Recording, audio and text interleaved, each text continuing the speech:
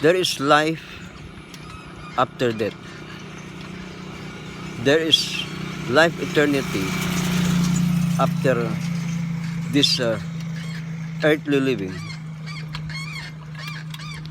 So, kung meron namang pinakamahalaga na ating maunawaan, pakinggan, bulay-bulayin, at ating saliksikin, walang iba kundi ang salita ng Diyos.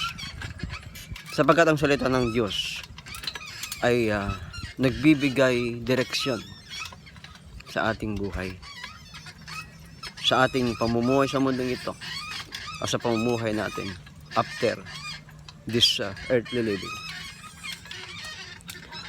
So, ang salita ng buhay o ang salita ng Diyos, ang pinakamahalaga na dapat pong mapakinggan o kay ipangaral, ihayag ng bawat mga Kristiyano at sa mga hindi mananampalataya. Ito yung pinakamahalaga nilang mapakinggan. Sapagkat ang salita ng Diyos ay nagdudulot ng kaligtasan. Nagdudulot ng totoong buhay at buhay na masagana, buhay na mapayapa, buhay na puno ng kagalakan, at buhay na walang hanggan. So meron pong eternity after this life on earth. There's heaven and there's hell. Ito yung ating dapat pong paghandaan, mga minamahal. Yung ating kabilang pupuntahan na buhay. Ito ang dapat nating paghandaan. Sapagkat ito'y katotohanan. Ang tao ay mamamatay. Ang kanyang buhay ay sandali lamang sa mundong ito. At pagkatapos ay kamatayan. Sabi ng Biblia, pagkatapos ng kamatayan ay may paghuhukom. There is judgment after death.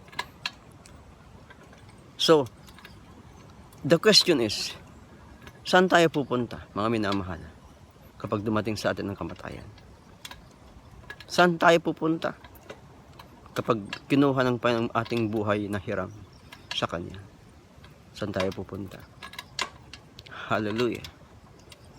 The Bible says that the Lord died for us because of our sins. So merong pag-asa na atin pong dapat pong maunawaan. Kung tayo man ay hindi pa nakasigurado sa ating kaligtasan, may pag-asa. Merong Kristo Jesus na naghihintay namatay sa cross dahil po sa ating lahat. Ayaw niya na tayo po mapahamak. Ayaw niya na tayo po ay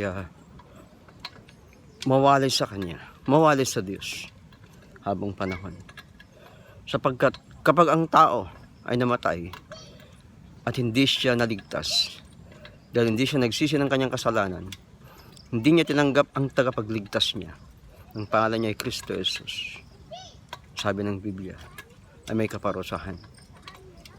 Meron pa naghihintay na kaparusahan ng kanyang kaluluwa. At ito po ay habang panahon na kaparusahan. Pero meron pong mabuting balita o kaya magandang balita.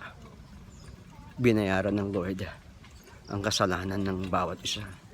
Ang kasalanan natin, mga kapatid, ang kasalanan mo, kapatid, binayaran ng Panginoon.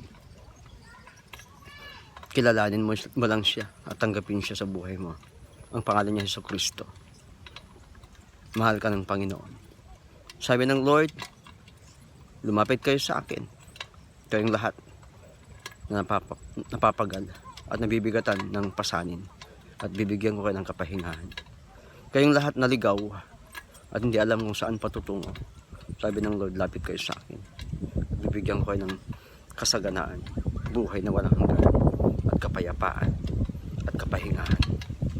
Kay Jesucristo, meron tayong kaligtasan. Kay Jesucristo, meron tayong kapayapaan. Kay Jesucristo, meron tayong kagalakan. At kay Jesucristo, meron tayong kapahingahan. Kaya minamahal, hindi pa po huli ang lahat. Kung hindi ka pa tumanggap kay Kristo, hindi mo pa siya kilala sa buhay mo, oras na para siya tanggapin mo sa oras na ito. Say this prayer, brothers and sisters.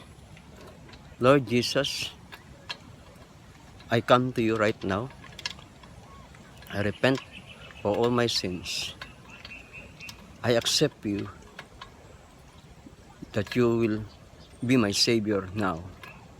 You are my Savior, my King, my Lord, my Redeemer, my Master, right now.